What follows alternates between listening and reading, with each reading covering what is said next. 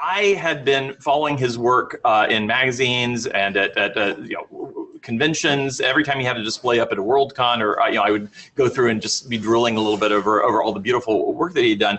And but I had actually had a chance to meet him some years ago. We had done some work for the Planetary Society for a Planet Quest event they had done, and as a thank you, we got a tour of the sets of the Voyager sets right before they started the 7th season. At the end of the set tour, they asked, "Hey, is there anything else you want to see?" And I said, "Art department." And so we went up and we met Rick and Mike Akuda, and one of the outcomings of that in terms of building connections and community practice was Rick told me at that point how excited he was that for this season Voyager is going to pass very, very close to the galactic center, and he was showing us little charts they'd drawn. I said, "Well, I actually work for a project that has the best image we've ever taken of the galactic center. Would you guys be interested?" Well, it turns out that because of that little connection we made, we got the 2-micron all-sky survey image of the galactic center. I remember back in the days before big FTP sites, I brought them a little CD-ROM on set, and I got the little drive on for campus, and they gave me a little goodie bag of cargo labels that are still on my fridge right now. And so it's actually an example of the kind of collaboration that I think that we can do here. So without further ado, let me bring up Rick Sternback, and whose credits, honestly, right, in addition to being an astronomical artist for many, many years, in the classic tradition of connecting what we know about science to ways of expressing this visually. He, of course, has then screen credits that include shows like Cosmos, maybe you've heard of, doing visual effects the old-fashioned airbrush way, and through another show that you might have heard of, that Star Trek, right, for many, many years doing work creating visuals for that. So Rick has been kind of trailblazing this long before our community exists. So please, everyone, welcome Rick Sternback.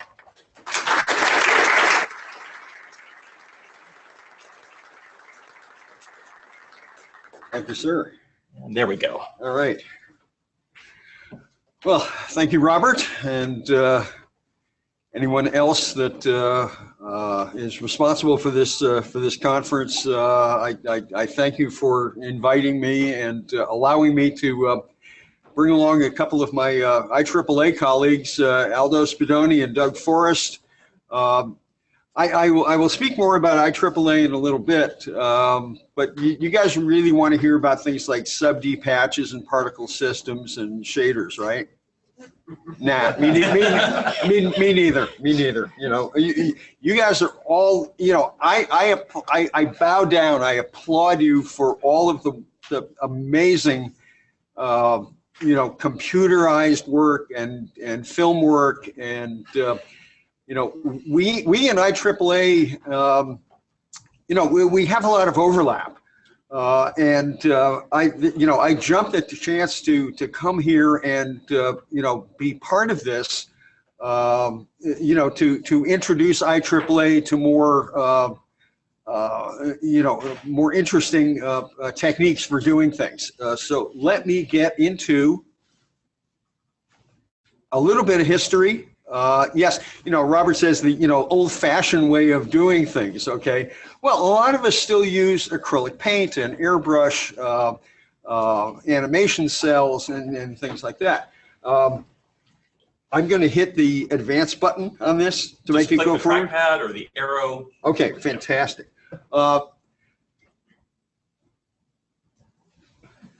Where are you starting me? Oh, okay. That'll be your next slide. Okay. Oh, what happened to the other slides? Oh, did I? Can we go up to the top? Oh, I'm sorry. That's all right. That's all right. It's okay. There we go. But IAAA was a good. There we go. Mention. There's your blank starting screen. Sorry. Not a problem. Not a problem. That's why we have tech support. Okay. This is Astronomical Art, sharing our visions. I think in our own, what each of us does is to bring the wonders of the universe, to the public, to our colleagues, I'd love to say, to inform and inspire. You know, there's a long history of painting and film work involving astronomical art. We'll go through some of these. I'm sure you will recognize a number of these names. Okay, I mean, it's, you know, things that we've seen out there have been sketched. Okay, you make a picture to show someone, this is what I saw, and it you know, it even goes all the way to you know, remote spacecraft that have been sending back the most amazing images. Okay, we process those, we share them. Early lunar maps. Okay, I am not surprised that you know, when we finally got telescopes way back when, people would start to make pictures of everything that we saw out there. Okay, more lunar maps. Okay, the moon was close. The moon was very close, and we've seen the results of mapping the moon, sketching the moon. These little cherubs have been very busy. Maps of the sky, maps of constellations. This is from 1822. You know, we have taken things that we have seen out there and we have made records of them. Lucien Rideau, you know, saw things, imagined, okay, what would it be like to stand on the moon? Okay, you know, were there lava flows up there? You know, what would the Earth look like from, you know, from the lunar surface? He sketched, you know, he painted pictures of Mars, you know, and, you know, we did not have the clarity that we eventually got with things like Mariner 9 and the Viking orbiter and Mars Global Surveyor, Mars Reconnaissance Orbiter. We've sent a lot of cameras out to Mars, but this was an early start to showing people what would it look like. Jupiter, okay, well, while we know Jupiter has far more detail, Juno has just knocked me out.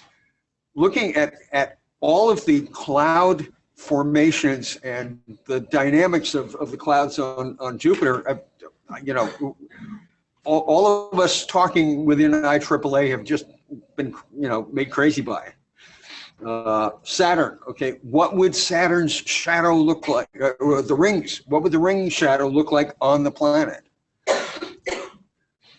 Bonestell, Chesley Bonestell, you know, really opened up my eyes as a kid. Okay, in elementary school, I got to look at Conquest of Space and books like Exploration of Mars, Across the Space Frontier. And I grew up with this stuff as a kid in elementary school, and I am very proud of the fact that I was looking at all of this, and I was around when there was nothing in Earth orbit, not a thing. The moon, right? But nothing man-made. And I've seen it all happen. I've watched it all. Ludek Peszek did some wonderful illustrations of various planetary bodies. Well, this is some more of the stuff that I grew up with. The Bell Science series. Okay, that was my astrovisualization, right up there with Dr. Frank Baxter and folks like Richard Carlson and Eddie Albert. And I grew up watching these films with the animations and with bringing science, you know, to me, a kid in school. And 1959 for me was a pivotal year. The TV show Men into Space, okay, wasn't very, you know, it wasn't very friendly to women, you know, going into space. It was very Air Force centric. But I saw this painting by Bonestell, and it's like, oh my goodness, and watched every episode as an 8-year-old, okay, and have watched them since on things like YouTube. And later on, a number of us were invited to work on Cosmos In 1977, I had gotten to know John Lomberg, our chief artist. I got to know Carl Sagan starting in the early 70s, and got to work on this amazing series. You know, I got invitations to work on other sorts of shows, and I said, no, this is it. John brought a number of us together, maybe 6 or 7 core artists. I think we had maybe a dozen artists contributing bits and pieces to the show.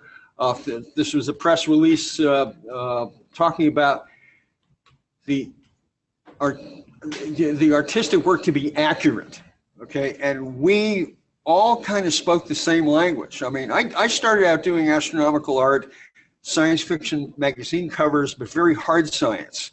When a number of us were brought together, we all understood the objects that we were trying to portray on the screen. Here's Carl standing in the set at KCET in Los Angeles. Here's a color shot that John Lomberg took. That's John's airbrush rendition of the Milky Way. They had interactive lights going through the sets, so you actually felt like you were traveling. Now, I worked on some of the map displays, which were Codolith Hicon negatives, and we switched those out, and they would be dissolved in using visual effects. Now, when you talk about airbrush art, okay, we were working on animation cells that were about 27 inches, okay, and doing galaxies, entire galaxies that were like 1/2 inch in diameter. Okay, so that was very old school, but that's what we had at the time. Okay, John did a multi-plane galaxy, and we traveled through the different layers and used various video tricks to dissolve, through the dust lanes and globular star clusters and that sort of thing.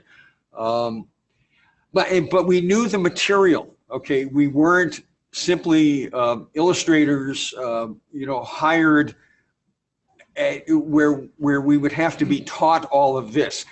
This is the stuff that we ate up on a daily basis. And there's that rendering that you saw Carl looking at on the screen. And we had these all animated. We were working with a couple of visual effects companies in the San Fernando Valley, MPI and Heartland, Universal Heartland. Adolf Schaller, Don Davis, I'm sure you folks know these names, and a girl who simply went by the name of Brown. We were all working at MPI creating objects. Well, see, this was the 70s, right? So, it was the 70s. I make no apologies. We were working on plaster models and plastic models of things. I'm working on something terribly important here. And you can see that this, again, this is very old school. We had physical things that we were working with, modeling paste, acrylic paint. Here's some of the gang working on count sheets and scheduling effects. John Allison was another one of our artists. Brown did some wonderful creature illustrations that were input, if I recall correctly, input at JPL and morphed using the computer system of the time. Okay, now I was brought in to the computer lab at JPL. Jim Blinn and Charlie Colhase sat me down at a tablet with a color monitor, and I started doing things like texture maps of Io. Okay, Torrance Johnson stood over my shoulder and kind of said, you know, make this a little bit more this, a little bit more that. One of the problems with the computer system back then was Jim Blaine cautioned me, don't paint orange on top of white because it'll come out purple. And I said, why? He said, well, it's just the numerical way that the bits were going together. So I was very careful to make notes about, you know, what colors not to use on top of which other colors. Again, physical models. Okay, today you can get Earth models with cloud layers. You know, anybody with a desktop computer can call these things up and work with them. In 1978, we didn't have that. We had this, and Adolf and Don did a fabulous job on this particular Earth model. We did a separate black sphere with the cloud layers, and they were composited together in post.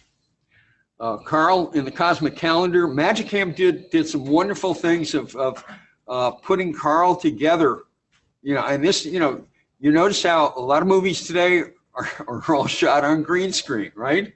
Well, that's what we were doing back in 78, 79. And I got to storyboard some of these sequences. Magicam shot them. Carl walked around on a green stage or a blue stage with some of the furniture painted out, and he was inserted into the calendar and the library at Alexandria, which was an amazing model. There's Carl with some of the planetary models. Venus surface model. I helped out with some of the gross work on this model. Don Davis was really in there, you know, working on some of the details of what we thought the surface of Venus would look like. And then the stage was smoked, okay, for effect. Okay, and this is the camera that had to be used back then, weaving in and out to the model. Adrian Malone, our producer, having a smoke. He had to have his smokes. And there are some of the models that we used. These a lot of this work was done at Universal Heartland. Universal Heartland ended up working on things like Buck Rogers and various movies. But Heartland supported us 100%. And we built lots of models. You know, this particular Mars model here is currently sitting at the Planetary Society.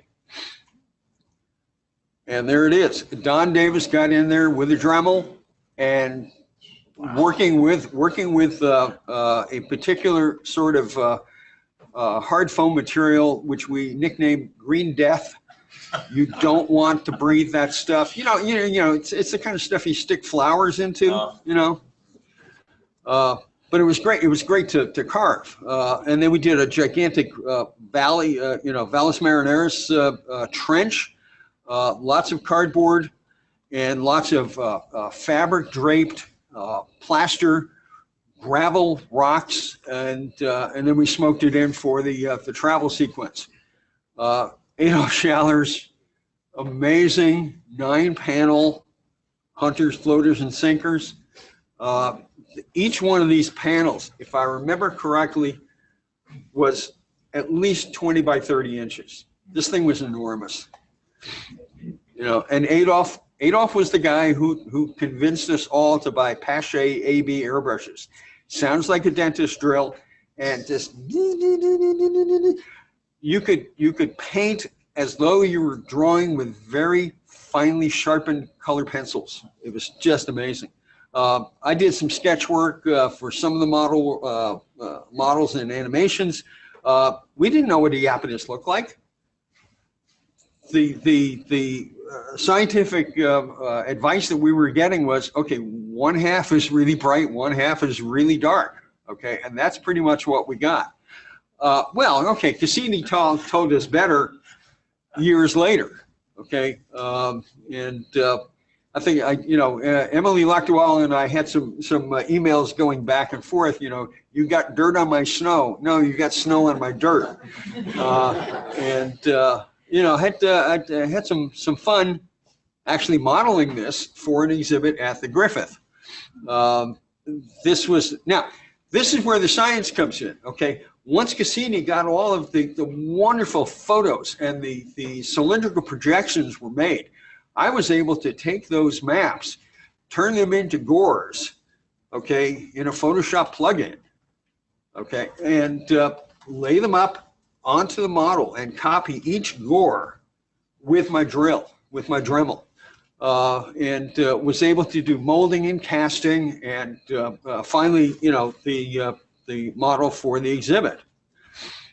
For Saturn, we used a set of plexiglass rings that were hung vertically so that you wouldn't get any bending in the rings.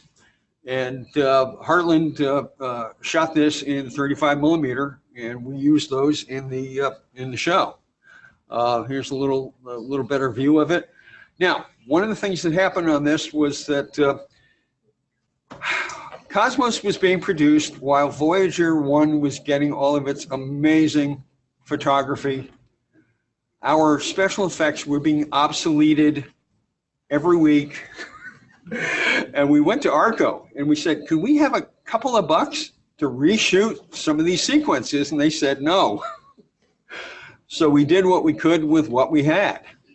John Lomberg and Greg Andorfer, and John's working on one of the Titan landscapes. I storyboarded some of the stuff, showing the camera guys, okay, this is what we're supposed to be doing. Don and Adolf doing a huge sky background, okay, and the giant airbrush tank. When these tanks are refilled, they get stamped, okay, or when they get hydrostatically tested, they get stamped. One of these tanks went back to like 1902, okay, and they worked, I helped with the Saturn rendition, and Don and Adolf did the rest of the cloud work, and this was the resulting view that we got, with a physical model with a painted background. We also built hemispherical models, spherical models. This was Pluto and Charon. We had a camera called the Kenworthy Snorkel. Very small lens and a 45-degree mirror, and the Kenworthy could go all over the place. Very fluid, and I helped with some of the modeling and painting on these two. There's the model of Charon, surprisingly predictive. This was a plastic, two plastic hemispheres cemented together, covered. Liquitex helped us amazingly.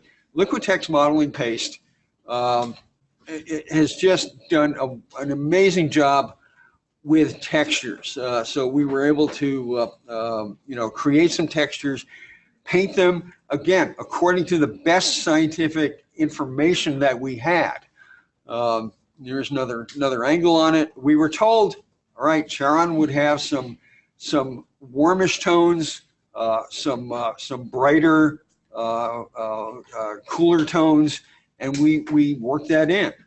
And this is the cover of the book, based on multiplane animation of traveling through various star clusters and things.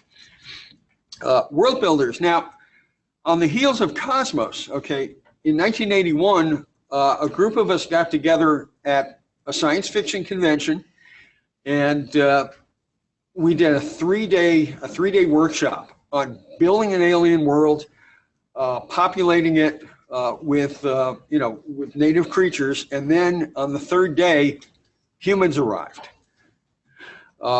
Art Costa and Joel Hagen were both excellent sculptors, and both with great scientific knowledge. Paul Price is a writer. Larry Niven of you know, the known space fictional books. Dr. Bill Hartman. Bill has been like my go-to geology guy for like 30-something years now. Me, Don Dixon. Don Dixon, you know, I got to know years ago, and he's done some amazing work, both in publishing and at the Griffith Observatory. And Pat Ortega was with us for the biological stuff. She had a great background in paleontology. Bill gave us lots of data on things like the star that we would pick for this particular planet. I made a globe. I love making globes. So the cross there was a place called the Tea Kettle. This is actually a moon of a gas giant, and the Tea Kettle section was tidally locked and pointing directly at this gas giant, and it got very, very warm there. Don Dixon did a great painting of this planet, which we call Thraxisp. It was the name of the planet in the native tongue of one of the alien species. Don's rendering of Wixixtap, which was the gas giant. And we had a wonderful 3 days inventing creatures, inventing landforms. And Bill Hartman did a wonderful painting of one of the northern seas on the planet. Bill wrote an article for Smithsonian back in the day, and we got to show some of the creatures and some of their artifacts. It's a very long story. IAAA, again, we have a lot of overlap with you in the scientific community. A number of our members are scientists in their own right. Bill Hartman was one of our founding members. We got together at the 1981 Planet Fest, and a number of us had never met before. So this was an amazing opportunity for a lot of us to get together to talk about space art. Outside of the Orange Julius at the Pasadena Mall, Bill Hartman and me, and I think Ron Miller and Don Dixon, we all said, we should probably start an organization. And within a couple of years, we did it. And we have gone to a number of locations for workshops, places like Death Valley. The gang went off to Iceland. They went to Star City in Russia. It's been a pretty astounding 35, 36, 37 years, and we're still going. In terms of overlap, we are also overlapping a bit with places like U of A. They have the Art of Planetary Science show, and there's art displayed there. Some directly based on scientific results, and others just inspired by our explorations. Ubehebe Crater in Death Valley. This is a great magnet for a lot of us. I hosted a Death Valley workshop in 2005. And, I will tell people that IAAA, it's kind of like herding cats. But we have come together on occasion, and we have gone to interesting locations, talked about planetary geology, talked about, aerospace developments, just trying to create new images of things that we have seen, things that may come up in the future. Devil's Golf Course was another great location. Okay, could this be Europa? Could this be Enceladus? You know, could this be some other place in the solar system, or something near an exoplanet? Mars Hill. Okay, we named Mars Hill. Okay, in 1983, our first Death Valley workshop, there was a caravan of maybe 3 or 4 cars of us, and we were heading up toward Furnace Creek, and it was like telepathy. We all stopped. We screeched to a halt, and we got out and we saw this. Right, and in subsequent years, NASA has brought spacesuits out to practice with. I think the Lunokhod rover tests were done out there, and Mars Hill finally got an official printed name on the maps. So, you know, we got out there and we were just bouncing around with our film cameras in 1983. Okay, well, in recent years, okay, Dr. Dan Durda. Dan was an astronaut candidate for a long time, and we keep telling him, look, keep plugging away, Daniel. You know, keep doing it. Well, Dan took an image of Mars Hill and did a little, Photoshop work. Put a Mars lander in the background and a couple of explorers, and you know, that's a valid vision of what Mars exploration could look like. Don Dixon, okay, like I say, at the Griffith, and Don has done some amazing work in print and at the planetarium. Dr. Mark Garlick, it's Dr. Mark Garlick. I forgot to put that in. Mark's over in England, and he's done some astounding astronomical art.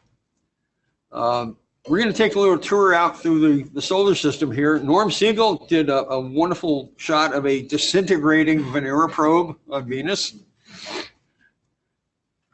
Don Davis, again, Don, one of our alumni from Cosmos. Don, I got to meet Don in 1972, and we've been pals ever since. And Don has done some astounding work over the years. Here's one of his asteroid hits on the planet. Now, once the Earth calmed down and we were able to get out into space, we got to the moon. Okay, and this is one of Doug Forrest's wonderful pencil renderings of Neil with his helmet. Again, a lot of what we do is to record, to inspire people, to show them what we've done in space. This is Apollo 11 at night with the pad lit up. Apollo 12, we lost Al Bean recently. He was an IAAA member and a wonderful painter. Trans-Earth, this is grabbing one of the film reels on the way back to Earth. Aldo Spidoni, who I mentioned, who's also here. Aldo has done some amazing work in the aerospace engineering field. This is an earlier concept of Orion, right? Okay, but the colors, the directions of things, the composition of the lighting, these are things that appeal to us. He's also done these amazing, very inspirational, very uplifting sorts of images. This one on the right here was done. There was the workshop out at the Radio Observatory. Right, the VLA. Okay, out at the VLA. All right. Pamela Lee, another one of our terrific members, recorded this image of one of the Hubble servicing missions. Dan Moss, some of you know Dan. Dan was with us. He is on to other sorts of art these days. But Dan and I had some great discussions on, doing this CG model of the rover. Okay, Kees Veenenbos had done some wonderful images using things like the Mars data. Okay. Tom Peters, one of our members, is exploring various kinds of spacecraft for orbiting Mars, and again using actual Mars imagery in his paintings. Paul Hudson was with us some years back, and Paul had strived to get a lot of these places right. Pat Rawlings, I'm sure you folks have all seen Pat's work. This is a very iconic image. This has been in a lot of places. I even got to play a little bitty bit with the laser altimeter data from Mars Global Surveyor. Put it into a program that allowed me to color the altitudes, and well, you can't tell me there wasn't water there. You can't tell me there wasn't something going on. Fun stuff. Dave Hardy, which I think I mentioned, Dave has done paintings since before a lot of us were in the business. Ron Miller doing a lot of terrain generation program work. Pat Rawlings again doing things like CGI and painting work for things like the Deep Impact mission. Bjorn Johnson, his images using the various gas giant images that have come back. Don Davis doing a lot of just amazing astronomical art. I got to play around a bit with terrain generators and programs like Lightwave and Maya and Modo, putting together a little thing here of Europa. Bjorn again doing Saturn, and again these are digital, and we have learned to use things like ring data and programs that can work with polygons and different lighting sources and things like that. Marilyn Flynn. Marilyn does digital painting. Okay, she's not doing terrain generation. She is actually getting in there and painting with things like a tablet and a pen. Dave Hardy. This is an all digital piece from him. Ron Miller, again, using a lot of terrain generation for things like Pluto. Dirk Terrell, one of our members, getting into exoplanets. And I can't read the time, so. I got like 7 more minutes, then Q&A. Very good, okay. Don Davis. Don is actually well known for his all-sky planetarium work. And I don't know if this was part of an animated sequence, but it certainly is another SAR system. Okay, now, how do we get out to places like we just saw? Well, Aldo has provided us with a wonderful shot of an Orion nuclear detonation spacecraft. Okay. And Freeman, at the ISDC, Freeman Dyson, got to comment on Aldo's work. I've been a big fan of interstellar craft, since I can remember. This was a concept from Dr. Robert Ensman using standard nuclear fusion And this is visiting another gas giant and maybe refining fuel from one of the moons. Intercepted. Okay, if we have to actually get out there, will we find people? Things like the Arecibo Message was sent out to M13. All right, it'll be another 50,000 years before we find out, if they got it, if the signal was even readable. There's some talk that signals kind of disintegrate after a while. Joe Bergeron taking us even further out with the Jet and Galaxy. Lucy West is Lucy's in Arizona, right? Or is she upstate? I think she's further north. Okay. Well, Lucy has done some amazing actual physical paintings using astronomical imagery like this, and she does some enormous canvases. If any of you folks ever get out to the Space Fest in Tucson, you will see Lucy's work, and this is the sort of inspiration that I've talked about. Looking at these images, these are things we can't see with our eyes unless you're talking about hugely dark skies, where we can see the Milky Way, shooting up into the sky. And Lucy will take images like this and offer them to us. Okay, is there science behind this image? Sure there is.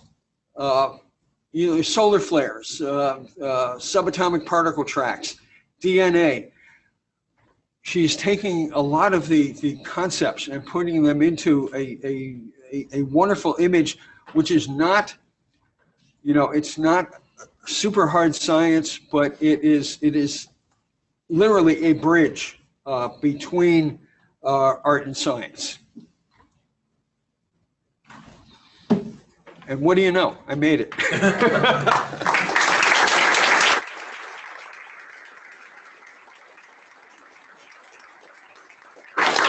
If you want to just handle your own Q&A and do you guys want to come up and? Oh yeah. So I mean, we all have our own stories about how we got into this work. I started out, in the 70s doing science fiction and illustrations for things like Astronomy magazine. Took a 15-year detour with Star Trek, and now I'm back into this. Okay, Aldo. Is he talking to me? Yeah. Hi, everyone. Should we do our little bitty introductions? Sure. Tell them who you are. Okay, well, I'm Aldo Spadoni. Proud to be here with my colleagues, and thank you so much for inviting us to be here today. So I'm an aerospace engineer, pixel pusher, to paraphrase the gentleman's comment, I guess, aerospace physicist. So, right, I retired from Northrop Grumman Aerospace Systems, 35 years as an aerospace engineer. I created and managed a group called Engineering Visualization at that location. So doing all the kind of stuff that you folks are interested in. We work quite a bit with NASA and JPL in that capacity. These days, I have a company called Aerospace Imagineering. I'm the CEO, the chief engineer, the janitor, and the bartender. Not necessarily in that order. I'm also on the board of trustees of the International Association of Astronomical Artists that Rick described. That's a mouthful. Exactly, we have to yeah. shorten that. We have to shorten that. Right. But we're very excited about doing outreach with people with common vision. So, and that's why we're here today. Right, Doug. My name is Doug Forrest. Hello. I actually work in the visual effects industry. I came to this country in '96, and I worked for Sony Pictures Imageworks for 13 years. First film I worked on actually was Contact, which I'm sure you're a bit aware of. But I worked in London for many years before that. You saw some of my drawings. I do this as a sideline, and it was actually Alan Bean that put me on to doing this. I met him for the first time in Pasadena at a space festival, which was in 2014. And I showed him some drawings, which I'd actually put on a T-shirt just as a kind of way to start talking to him about something, because he was an artist. And yeah, he basically strongly suggested that I should start doing this, and it was one of the best decisions that I decided to follow that I've ever made, because it's been a lot of fun, and I got to meet these guys, and I was invited to join the IAAA about 3 years ago now, and as they've said, I mean, if you guys come to Space Fest, there's a huge artist contingency there, a lot of IAAA artists, and exactly the kind of thing you guys are interested in, and it really is a great event. So there you go. So, anything you folks want to know? I'll toss one to start. Just man, thank you. This is just drinking this up. Names I've been seeing my whole life, and examples of that. And I also have to say, I did not mean any disrespect by the term old school techniques. Not a problem. My dad bought me an airbrush when I was in high school, and I know very intimately, painting squirrels with the airbrush. And I remember vividly, there was a space art book put out by Starlog magazine in the late 70s. Sure. And in there was one article that Don Dixon wrote, talking about putting stars by just putting white paint on your toothbrush and spraying it. And it was like a transformative experience, because all of a sudden it's like I had a technique to do something really cool I never knew how to do before, and patterns. Right.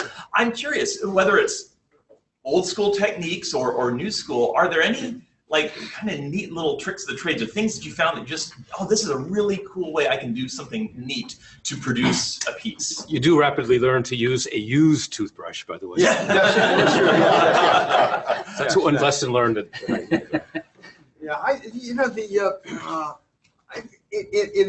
Just getting my toes wet in digital. Trying to make the transition from from acrylic paint and airbrush art into digital. The learning curve for me was not hugely steep, okay, but then I was not really getting into converting reams of scientific data into a visual, okay. For me, it started out with things like with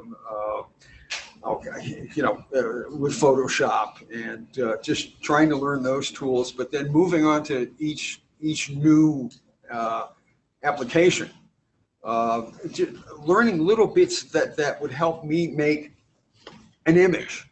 Okay, I have not gotten into animation, that scares me to pieces.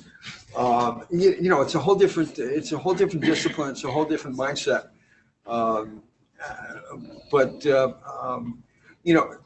I guess, for me, a lot of it was, okay, how can I make this sky?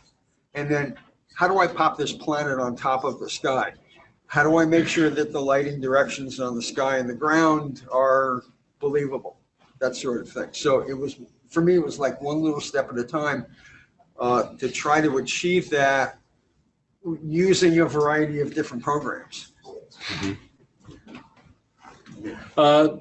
I would say, looking back at my experience at Northrop Grumman when we first started this engineering visualization group, we had all kinds of groups already doing simulation, as you might imagine, and we had a large graphics and video community doing the various things that they do to help explain what the company was doing. But there was that art to science, art to engineering kind of overlap that sometimes the communities didn't communicate very well. So I figured, well, that's my niche. Let me, as a engineer who happens to be at least somewhat artistically inclined, I gathered a bunch of other folks with the same kind of skill base and mindset.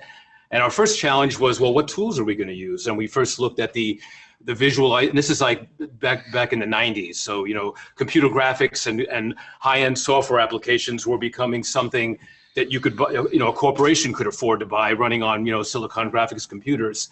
And rather than using an engineering tool, we settled on at the time it was called Wavefront, the Wavefront Advanced Visualizer.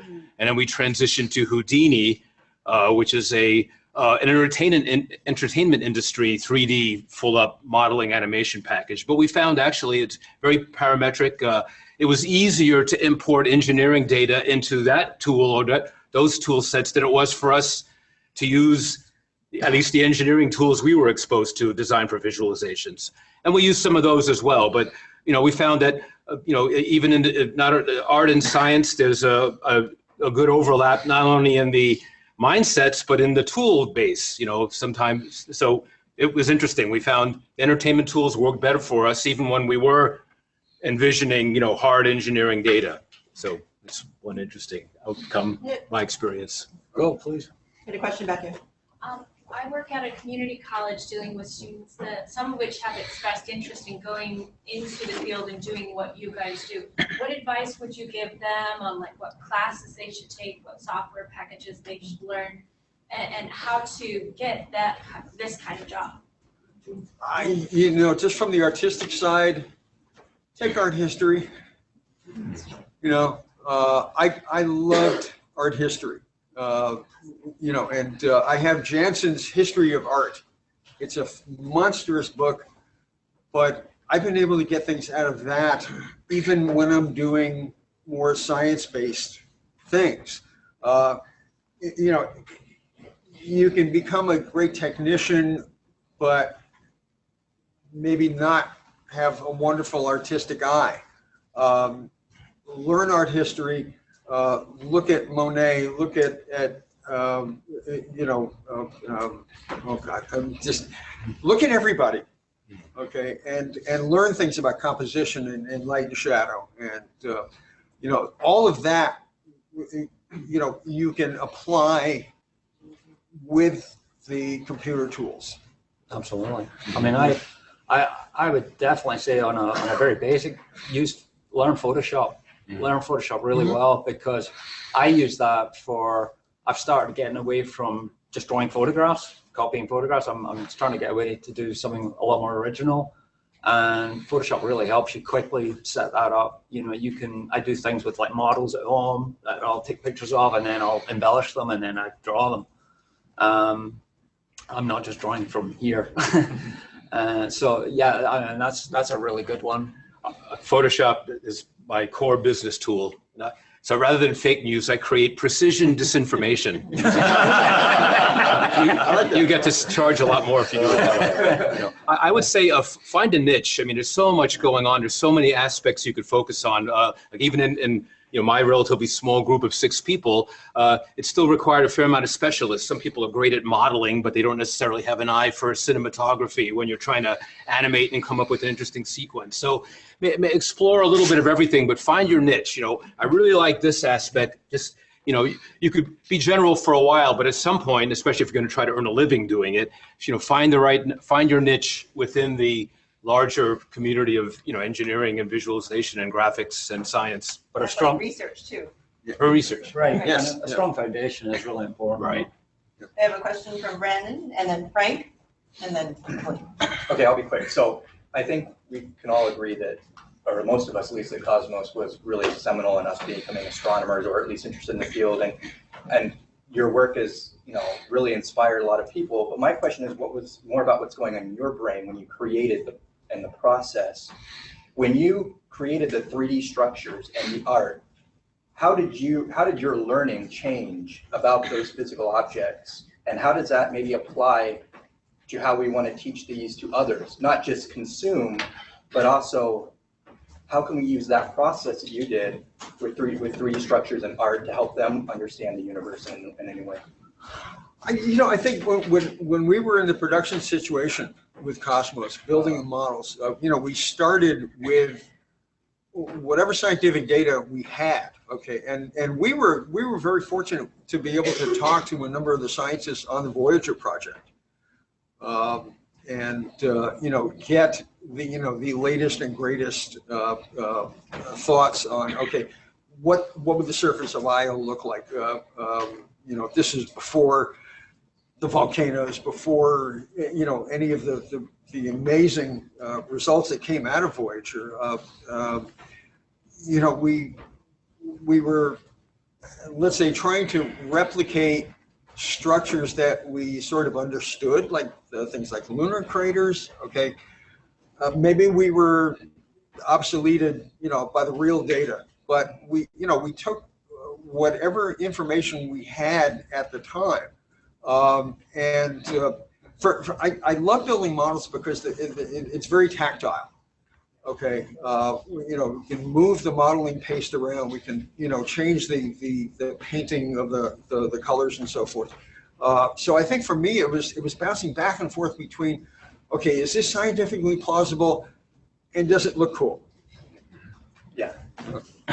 So before we go to Frank, I just want to remind folks who are watching live stream, if you have questions, please use the text box or Slack to send them in. There's a little bit of a lag. So now we'll go to Frank. One, I want to say I was jealous of the intense creative and artistic and scientific challenge you must have had having those people together for Cosmos, and getting those. And I just want to say I've experienced a little bit of that on a couple of IMAX films we worked on and not such, but I know that must have been fantastic. What distresses me, however, is so much of the stuff that we see coming out that looks sort of like, they got a 3ds Max character animator to try and do the astronomy. And for the VFX industry guy, is there a way to convince the producers to really care about the science so that they... The short answer is no.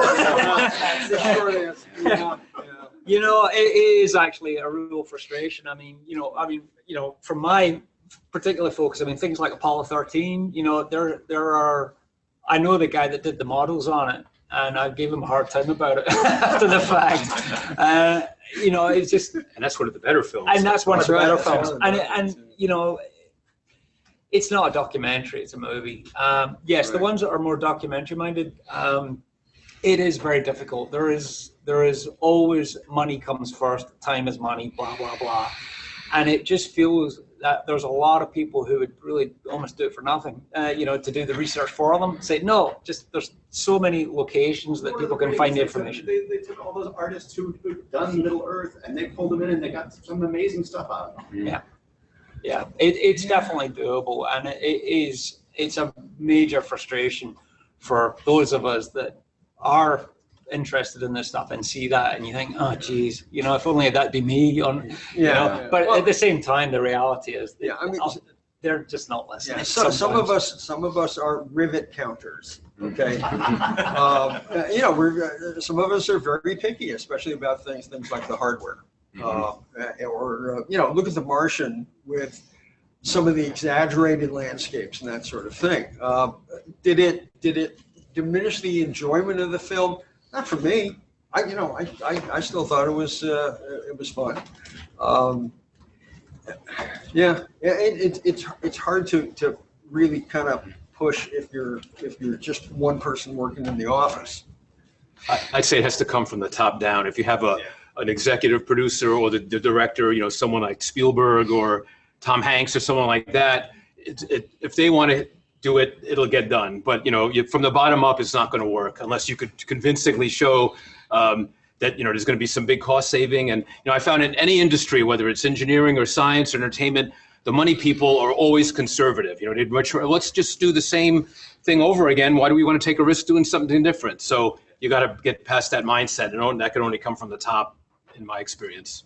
Let's go to Emily next. I just wanted to say that anybody who wants to visit the Valles Marineris model that Rick built for the Cosmos show, you can certainly drop by the Planetary Society. We're just 2 kilometers away.